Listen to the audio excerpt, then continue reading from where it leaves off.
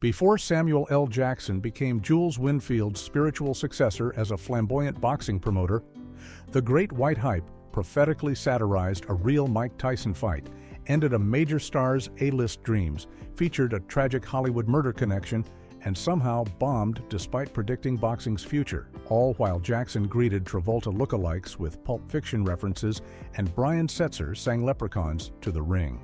Fact 1. Ron Shelton disowned his own script. Ron Shelton had built a stellar reputation in Hollywood as the go-to writer for smart sports films that balanced humor with genuine heart and authenticity. He had written and directed Bull Durham in 1988, which became a beloved baseball classic, and followed it up with White Men Can't Jump in 1992, another critical and commercial success that showcased his ability to tackle race and sports with intelligence and wit. So when Shelton was brought on to co-write The Great White Hype with Tony Hendra, expectations were high that the film would deliver the same kind of sophisticated sports satire that had become his trademark. However, what Shelton envisioned and what eventually made it to the screen turned out to be two very different things. According to reports from the production, Shelton's original screenplay took a much more serious and biting approach to satirizing the corrupt world of professional boxing and the racial politics surrounding the sport. He wanted to create something sharp and incisive, a film that would make audiences think while they laughed. But during the rewriting process and filming, director Reginald Hudlin and the studio pushed the material in a broader, more comedic direction, leaning heavily into over-the-top performances and absurdist humor rather than the grounded satire Shelton had crafted. The final result was a film that played more like a sketch comedy than the pointed social commentary Shelton had intended. The tension between the writer's original vision and what the director and producers wanted created a rift that couldn't be repaired. Shelton was so dissatisfied with how his screenplay had been transformed that he reportedly disowned the finished film entirely, refusing to promote it or stand behind the final product. For a writer of Shelton's caliber, seeing his work altered so drastically was a bitter pill to swallow, and The Great White Hype remains a sore spot in his otherwise celebrated career. Fact 2. Triple box office. Catastrophe ended Wayans' movie career by 1996. Damon Wayans seemed poised to become a major movie star. He had already proven himself as a comedic force on In Living Color and had scored some success in films like The Last Boy Scout in 1991 and Major Payne in 1995. Hollywood studios were eager to build franchises around him, and Wayans had 3 major releases lined up for 1996 that were supposed to cement his status as a bankable leading man. Unfortunately, all 3 films turned into devastating box office failures that completely derailed his movie career trajectory. The first disaster came with Bulletproof, an action comedy pairing Wayans with Adam Sandler that was released in September of 1996. Despite the star power and a decent marketing push, the film was savaged by critics and barely made back its budget. Just a few months earlier in April, Celtic Pride had already flopped, wasting the combined talents of Wayans, Daniel Stern, and Dan Aykroyd in a basketball comedy that audiences completely ignored. And sandwiched between these 2 failures was The Great White Hype in May, which became the biggest disappointment of all, earning less than $8 million worldwide, despite featuring an ensemble cast that included Samuel L. Jackson, Jeff Goldblum, and Jamie Foxx. 3 bombs in a single year was a death sentence for any actor's big-screen ambitions in Hollywood. Studios became wary of green-lighting projects with Wayans as the lead, and the actor found himself unable to secure the kind of major roles he had been offered just months earlier. Rather than continuing to chase movie stardom, Wayans retreated to television, where he found success with My Wife and Kids from 2001 to 2005. While he would occasionally appear in films after 1996, Damon Wayans never again received the opportunity to be a true movie star, with that disastrous year permanently closing the door on his Hollywood dreams. Fact 3. Mike Tyson fight happened before film's release. The Great White Hype was already in production when one of the most infamous boxing matches in history perfectly validated everything the film was trying to satirize. The movie drew inspiration from several real boxing controversies, particularly the 1982 fight between Larry Holmes and Jerry Cooney, which was heavily marketed along racial lines, with Cooney positioned as the Great White Hope who could dethrone the black champion. But the film's most prophetic connection came from Mike Tyson's return to boxing after serving time in prison, a comeback fight that became the epitome of manufactured hype and artificial drama. On August 19, 1995, Mike Tyson faced Peter McNeely in what was billed as one of the most anticipated boxing events in years. The hype machine went into overdrive, with promoters selling the fight as Tyson's triumphant return to glory and building McNeely up as a legitimate contender despite his relatively unremarkable record. Pay-per-view sales were enormous, with millions of people paying to watch what they hoped would be an epic battle. Instead, the fight ended in humiliating fashion after just 89 seconds when McNeely's manager literally climbed into the ring to stop the fight, resulting in a disqualification. The entire spectacle felt like a con job, with fans paying huge money for less than 2 minutes of actual fighting. When The Great White Hype was released in May of 1996, its climactic fight scene featured an almost identical scenario. The big championship bout that the entire movie builds toward ends in just 27 seconds with a quick knockout, deliberately mocking how boxing promoters manufacture drama and hype around fights that turn out to be complete disappointments. The film's satire hit even harder because audiences had just witnessed this exact scam play out in real life with the Tyson-McNeely fight less than a year earlier, making the movie's critique feel both timely and uncomfortably accurate. Fact 4. Pulp Fiction. Easter egg in fight scene. Samuel L. Jackson was riding high in 1996, having become one of Hollywood's most recognizable and quoted actors thanks to his unforgettable performance as Jules Winnfield in Quentin Tarantino's Pulp Fiction just 2 years earlier. The role had transformed Jackson from a respected character actor into a genuine movie star, and audiences couldn't get enough of his intense, charismatic presence on screen. When he signed on to play the flamboyant boxing promoter, Reverend Fred Sultan, in The Great White Hype, the filmmakers knew they had to acknowledge Jackson's most iconic role, and they did so in the most unexpected and playful way possible. During the climactic fight sequence near the end of the film, as chaos erupts around the boxing ring and characters scramble through the crowd, Jackson's Reverend Sultan encounters a man who looks strikingly similar to John Travolta, Jackson's co-star from Pulp Fiction. Without missing a beat, Jackson's character calls out to the Travolta lookalike saying, "Hey Vincent, where's Jules?" The line is a direct reference to Vincent Vega and Jules Winnfield, the two hitmen played by Travolta and Jackson in Tarantino's film. It's a quick moment that's easy to miss if you're not paying attention, but for fans of Pulp Fiction, it's an absolute delight to catch. What makes this Easter egg even more clever is how naturally it's delivered. Jackson doesn't wink at the camera or pause to let the joke land. Instead, he tosses off the line as if his character just happened to mistake someone in the crowd for an old friend, keeping it organic to the scene while simultaneously breaking the fourth wall for observant viewers. The moment perfectly captures the self-aware, playful spirit that runs throughout The Great White Hype, showing that the filmmakers were willing to have fun with the movie's already absurdist tone, while giving audiences a chance to enjoy Samuel L. Jackson essentially nodding to his own cinematic legacy. Fact 5. Michael Jace, later convicted of murder. In The Great White Hype, Michael Jace played Marvin Shabazz, one of the legitimate contenders in the heavyweight boxing division who gets pushed aside when promoters decide to manufacture a fight between the champion and a white opponent for marketing purposes. Jace delivered a solid performance in the role, and while the film itself flopped, the actor went on to build a respectable career in Hollywood. He appeared in numerous television shows and films over the next 2 decades, most notably playing police officer Julian Lowe on the critically acclaimed series The Shield from 2002 to 2008. By all appearances, Jace seemed to be living a stable life as a working actor with steady employment and a family in Los Angeles. But on May 19, 2014, Michael Jace's life and career came to a horrifying end when he shot and killed his wife, April Jace, in their South Los Angeles home while their 2 young sons were present. According to prosecutors, Jace had become increasingly obsessed with his wife's alleged infidelity and their financial problems, and he ambushed her when she returned home that evening. He reportedly shot her once in the back, then shot her twice more in the legs as she lay dying, telling her that she should have thought about their children before having an affair. The children witnessed the entire brutal attack, and Jace called 911 himself to report what he had done.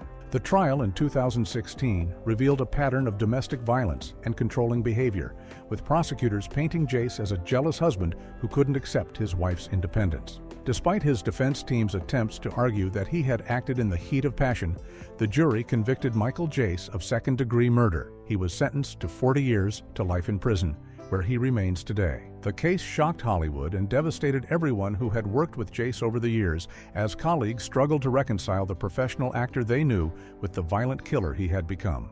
His fall from working actor to convicted murderer stands as one of the most tragic and disturbing stories to emerge from the cast of The Great White Hype.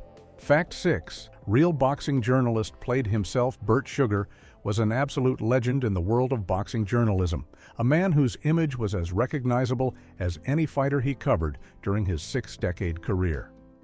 With his trademark brown fedora perched on his head and an ever-present unlit cigar clenched between his teeth, Sugar was a constant presence at ringside for virtually every major boxing event from the 1960s through the 2000s. He wrote countless articles and books about the sport, appeared as a commentator on numerous broadcasts, and became the go-to expert whenever anyone needed insight into boxing's history, politics, or current state.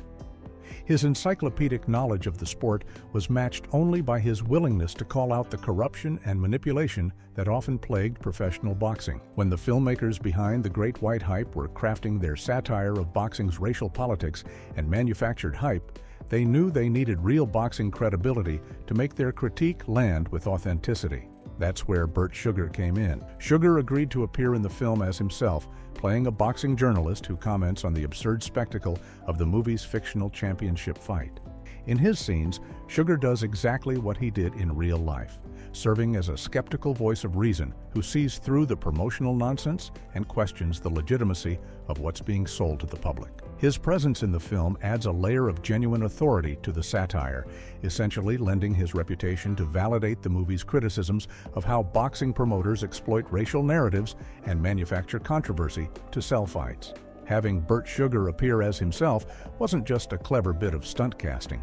It was a statement that the film's satirical take on boxing's problems was grounded in reality, not just exaggerated for laughs.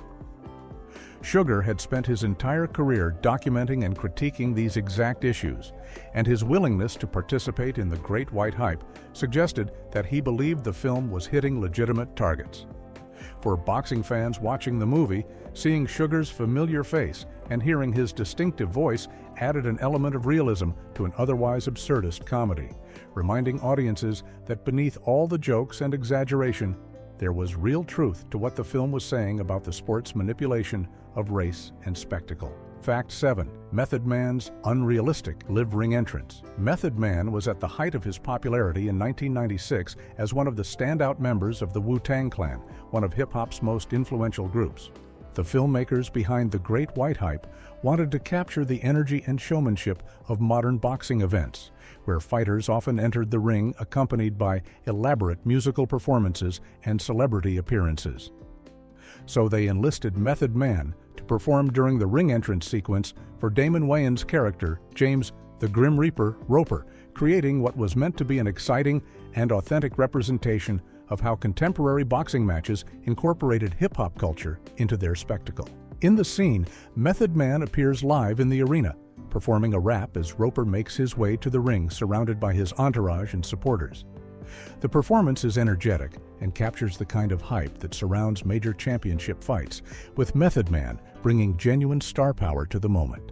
The filmmakers clearly intended this sequence to showcase the intersection of boxing and hip-hop culture, which was becoming increasingly prominent in the mid-1990s as rappers like Jay-Z and P. Diddy began associating themselves with major boxing events and fighters began using hip-hop as part of their promotional personas. But here's where things get strange.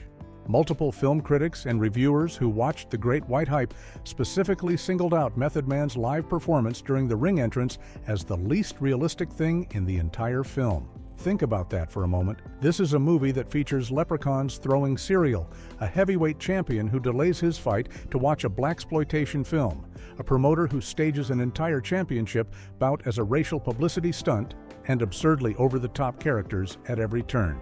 Yet somehow, having a famous rapper perform live during a ring entrance struck critics as the one element that broke their suspension of disbelief. The irony is delicious, especially considering that live musical performances at major boxing events have become completely standard practice in the decades since the film's release, making Method Man's appearance one of the most prophetically accurate elements of the entire movie. Fact 8. Brian Setzer sang Danny Boy for Leprechauns. The Great White Hype's entire premise revolves around the absurd spectacle of professional boxing promotion, and nowhere is that absurdity more perfectly captured than in the ring entrance sequence for Peter Berg's character, Terry Conklin. The filmmakers wanted to create something so ridiculous and over the top that it would perfectly satirize how boxing promoters lean into ethnic stereotypes and manufactured personas to sell fights. What they came up with might be one of the most bizarre pre-fight spectacles ever committed to film, combining rock and roll, Irish stereotypes, breakfast cereal, and little people in a sequence that has to be seen to be believed. Brian Setzer, the legendary frontman of the rockabilly band Stray Cats and later the Brian Setzer Orchestra, was enlisted to provide the musical component of Conklin's entrance. Setzer appears on stage in the arena, guitar in hand, performing a full-throttle rock and roll version of Danny Boy, the traditional Irish folk song that has become synonymous with Irish culture and sentiment. As Setzer wails through his electrified arrangement of the song, Peter Berg's character makes his entrance accompanied by an entourage that includes several little people dressed in full leprechaun costumes, complete with green suits, buckled shoes, and pointed hats. But the spectacle doesn't stop there. As Conklin walks toward the ring with this surreal procession, the leprechauns begin throwing handfuls of Lucky Charms cereal into the crowd, creating a shower of marshmallow pieces and colorful cereal bits that rain down on the spectators. The entire sequence is so deliberately outrageous that it becomes a perfect encapsulation of everything the Great White Hype is trying to say about boxing promotion. Here's a fighter whose only qualification for a championship bout is the color of his skin, and the promoters have decided to lean all the way into the most stereotypical Irish imagery imaginable, reducing an entire culture to leprechauns, Danny Boy, and a breakfast cereal mascot. The fact that Brian Setzer, a serious musician with genuine talent, agreed to participate in this absurdist spectacle adds another layer to the joke, suggesting that even legitimate artists can be co-opted into the circus of manufactured sporting events. It's peak satire dressed up as pure entertainment, and it remains one of the film's most memorable and discussable moments. Fact 9. Roger Ebert said last reel was missing. Roger Ebert was one of the most respected and influential film critics in America, and when he reviewed The Great White Hype in May of 1996, he gave it 2 out of 4 stars, which indicated a film that had some interesting elements but ultimately failed to deliver on its promise. However, Ebert's review contained one particularly damning observation that highlighted what many viewers felt was the film's most significant structural flaw. In his written review, Ebert specifically noted that the movie runs just 91 minutes, making it one of the shorter theatrical releases of the year, and then added a devastating critique about its conclusion. According to Ebert, the film ends so abruptly that it feels like the last reel is missing. This wasn't just a casual observation about pacing. Ebert was essentially saying that the movie seemed incomplete, as if the filmmakers had either run out of money, lost footage, or simply given up on properly concluding their story. For a critic to suggest that a film feels like it's missing its actual ending is one of the harshest criticisms possible, implying that the theatrical release was essentially an unfinished product that had been rushed to theaters before the story was properly told. The complaint wasn't unique to Ebert. Many other critics and audiences who saw the film remarked on how jarring and unsatisfying the ending felt. The movie builds up to its climactic championship fight, delivers a quick knockout after just 27 seconds, and then essentially ends within moments, barely offering any resolution for the various characters and storylines that had been developed throughout the runtime. There's no real denouement, no sense of reflection on what has happened, and no proper closure for the audience. It's as if the filmmakers decided that once the fight was over, there was nothing left to say, so they just rolled the credits. Whether this abrupt ending was an intentional artistic choice meant to mirror the anticlimactic nature of the hyped fight, or simply the result of poor planning and editing, it left audiences feeling cheated and confused, turning what could have been a sharp satire into a frustratingly incomplete experience that never quite fulfilled its potential. Fact 10. Characters' age math doesn't add up. Continuity errors are common in movies, and most of them go unnoticed by casual viewers who are simply enjoying the story without analyzing every detail. But some continuity mistakes are so glaring that once you notice them, it's hard to understand how they made it through the entire production process without someone catching the error. The Great White Hype contains one such mistake involving the age of Damon Wayans' character, James the Grim Reaper Roper, and the timeline of events that the film establishes regarding his boxing history. During the movie, Samuel L. Jackson's character, Reverend Fred Sultan, explains the backstory between Roper and Peter Berg's character, Terry Conklin. Sultan mentions that these two fighters had met once before in an amateur boxing match that took place 10 years ago, when Roper was just 17 years old. This establishes a clear timeline. If Roper was 17 10 years ago and the film takes place in the present day, then Roper should currently be 27 years old. The math is straightforward and impossible to misinterpret. 17 plus 10 equals 27. However, the promotional materials for the film, including the official press kit and character descriptions that were distributed to media outlets, list James Roper's age as 30 years old. This creates an impossible mathematical paradox. Either the fight happened 10 years ago when Roper was 17, which would make him 27 now, or Roper is currently 30 years old, which would mean the fight happened 13 years ago, not 10. There's no way to reconcile these two pieces of information, and it represents a fundamental failure in the script supervision and production process. What makes this error particularly frustrating is how easily it could have been avoided. All someone needed to do was check the math in the script against the character information being used in promotional materials, make sure the numbers aligned, and adjust one or the other to be consistent. Instead, the mistake made it all the way through production, post-production, marketing, and theatrical release without anyone apparently noticing or caring enough to fix it, leaving viewers who pay attention to these details scratching their heads and wondering how such a simple continuity error could slip through the cracks. Fact 11. Roper delays fight to watch Dolomite. One of the running themes throughout the Great White Hype is how little the heavyweight champion James the Grim Reaper Roper actually cares about the manufactured controversy and hype surrounding his upcoming fight with Terry Conklin. While promoters are scrambling to sell the bout to the public and the media is working itself into a frenzy over the racial implications of the match, Roper remains almost completely detached from the circus happening around him, treating the entire event as little more than an inconvenience that he has to deal with before getting back to the things he actually enjoys. This attitude reaches its peak in one of the film's most absurd and telling moments, which occurs just before the championship fight is scheduled to begin. Roper is sitting in his dressing room, and rather than preparing mentally for the biggest fight of his career or going through warm-up routines like a professional athlete should be doing, he's watching a videotape of Dolomite, the legendary 1975 blaxploitation film starring comedian Rudy Ray Moore. And not just casually watching it in the background, but fully engrossed in his favorite scene from the movie, laughing and enjoying himself while everyone around him is panicking about the fight schedule. When his handlers and promoters try to get him to leave the dressing room and make his entrance to the arena, Roper refuses. He tells them that he's not going anywhere until he finishes watching this particular scene from Dolomite, and he means it. The champion of the world literally delays a championship boxing match that millions of people have paid to see on pay-per-view, forcing the entire event to wait while he watches a blaxploitation comedy from 2 decades earlier.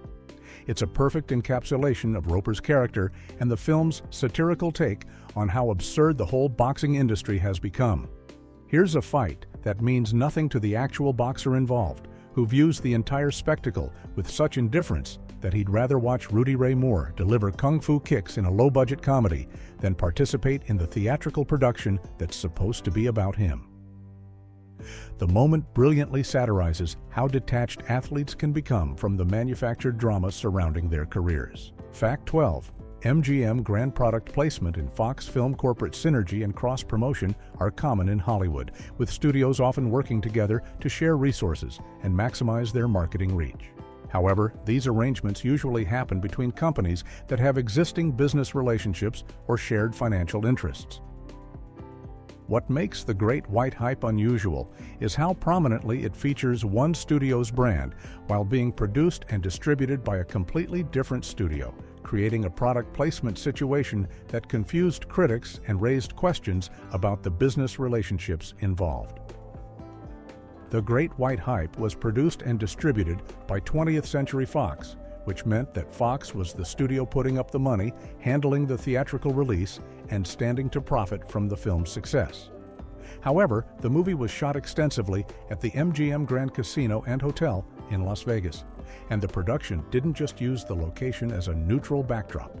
The film is absolutely plastered with MGM branding throughout its runtime, with the company's iconic roaring lion logo appearing prominently in countless shots. The casino's name is visible in scene after scene, and the filmmakers made no effort to hide or downplay the MGM Grand's identity, instead choosing to showcase it as a central element of the film's visual landscape. This created an odd situation where a Fox film was essentially functioning as a feature-length advertisement for an MGM property. Critics who reviewed the movie specifically noted the extensive product placement, with some reviewers commenting that the constant presence of MGM branding felt intrusive and distracting from the actual story. It raised questions about what kind of financial arrangements had been made to allow this level of cross-studio promotion, and whether MGM had paid Fox for the privilege of having their casino featured so prominently, or whether Fox had received free use of the location in exchange for the exposure. The situation became even stranger when you consider that MGM, the film studio, was a competitor to Fox in the movie business, even though the MGM Grand Casino operated as a separate entity under different ownership. Nevertheless, the optics of a Fox film serving as promotional material for anything with the MGM name attached to it struck many observers as unusual and potentially problematic, representing a rare case where product placement concerns seem to override typical studio rivalry and branding considerations. Fact 13. Film earned only $7.8 million worldwide. When The Great White Hype was released in May of 1996, it had every reason to expect at least moderate success at the box office. The film boasted an impressive ensemble cast that read like a who's who of talented actors at various stages of their careers. Samuel L. Jackson was riding high from his Oscar-nominated performance in Pulp Fiction and had become one of Hollywood's most bankable stars. Jeff Goldblum had just come off massive success with Jurassic Park, and Independence Day was about to make him even bigger. Damon Wayans was fresh from the success of Major Payne the previous year. And rounding out the cast was Jamie Foxx, who was already a well-known comedian and television star from In Living Color and his own sitcom, The Jamie Foxx Show. Beyond the star power, the film also had topical relevance going for it. Boxing was still a major sport in America during the mid-1990s, with high-profile fights regularly capturing public attention and generating massive pay-per-view revenues. The racial dynamics that the film satirized were very much part of ongoing conversations in sports media, and the recent Mike Tyson comeback fight had proven that audiences were hungry for boxing content and willing to pay significant money to watch it. All of these factors should have combined to create at least a modest hit, or at minimum, a film that made back its production and marketing costs with some profit to show for it. Instead, The Great White Hype became one of the biggest box office disappointments of 1996. The film's total worldwide gross came to a dismal $7.8 million, which was catastrophically low for a major studio release featuring multiple bankable stars. To put that number in perspective, it meant that the film barely sold any tickets beyond its opening weekend, and even during that initial release, theaters were largely empty. Critics had been mixed to negative on the film, but even that doesn't fully explain such an abysmal financial performance. Audiences simply had no interest in seeing the movie, despite the cast, despite the timely subject matter, and despite whatever marketing efforts Fox put behind it. The film disappeared from theaters within weeks, became a cautionary tale about the unpredictability of the box office, and effectively ended any hopes of establishing franchises or follow-up projects for anyone involved. Fact 14. Terry Conklin's band name was prophetic. In The Great White Hype, Peter Berg's character, Terry Conklin is not just a former amateur boxer turned rock star. He's specifically portrayed as the frontman of a grunge band, which made perfect sense given that the film was released in 1996 when grunge and alternative rock were still dominant forces in popular music. The filmmakers wanted to establish Conklin as someone who had completely abandoned boxing to pursue a music career, and what better way to do that than make him the lead singer of a band that represented the era's most popular musical genre. The name the filmmakers chose for Conklin's band was Massive Head Wound, which on the surface seems like exactly the kind of provocative, shocking name that a grunge band in the mid-1990s would choose. Bands like Nirvana, Soundgarden, and Alice in Chains had all embraced dark, disturbing imagery in their names and lyrics, so Massive Head Wound fit right into that aesthetic tradition. It was meant to sound edgy and dangerous, the kind of name that would appeal to angsty teenagers and alternative rock fans who wanted their music to feel rebellious and confrontational. But here's where the dark irony comes in. The entire plot of The Great White Hype revolves around Terry Conklin being lured out of his music career to return to boxing for one final championship fight against James Roper. The film builds toward this climactic boxing match, and when the fight finally happens, Conklin gets knocked out with a devastating punch that ends the bout in just 27 seconds. So the frontman of a band called Massive Head Wound ends up suffering exactly that. A massive head wound, or at least a significant concussive blow to the skull that leaves him unconscious on the canvas. The naming choice becomes even darker when you consider the film's satirical critique of boxing's inherent violence and the sport's long history of causing traumatic brain injuries to fighters. The film is, in many ways, commenting on how boxing promoters and the public treat serious brain trauma as entertainment, and having a character whose band is named after a severe head injury actually suffer one in the ring adds an additional layer of grim irony to the satire. Whether the filmmakers intended this dark prophecy when they named the band or simply stumbled into it accidentally, it creates a disturbing through line that connects Conklin's past life as a musician with his brief, violent return to boxing. Fact 15. Director Reginald Hudlin later produced Django Unchained. Reginald Hudlin had already established himself as a talented director before making The Great White Hype, having directed the successful comedy House Party in 1990 and its sequel in 1991. The Great White Hype represented his attempt to tackle more ambitious satirical material, taking on issues of race, sports, and media manipulation in a way that few mainstream Hollywood comedies were willing to address at the time. While the film failed both critically and commercially, Hudlin continued working in Hollywood, directing episodes of television shows, producing various projects, and slowly building a reputation as someone who could handle complex material that dealt with racial themes and social commentary. But Hudlin's most significant career achievement came 16 years after The Great White Hype, when he served as a producer on Quentin Tarantino's Django Unchained in 2012.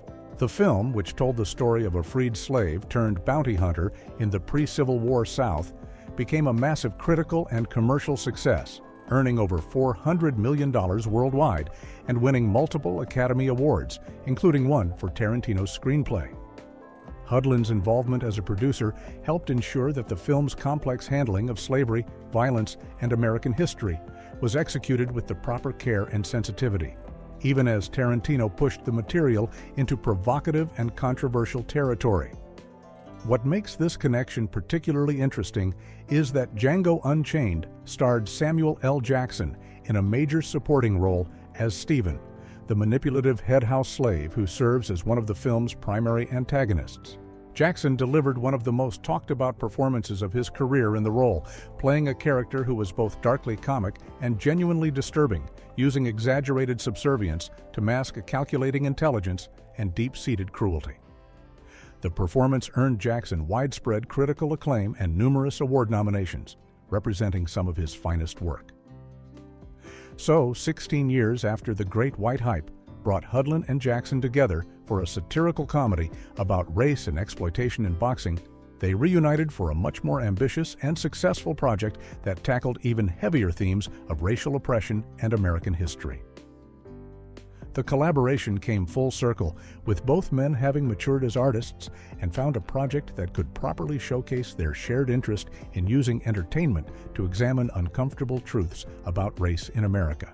While the Great White Hype had failed to find its audience, Django Unchained proved that with the right material, the right collaborators, and the right timing, these kinds of provocative racial satires could succeed spectacularly.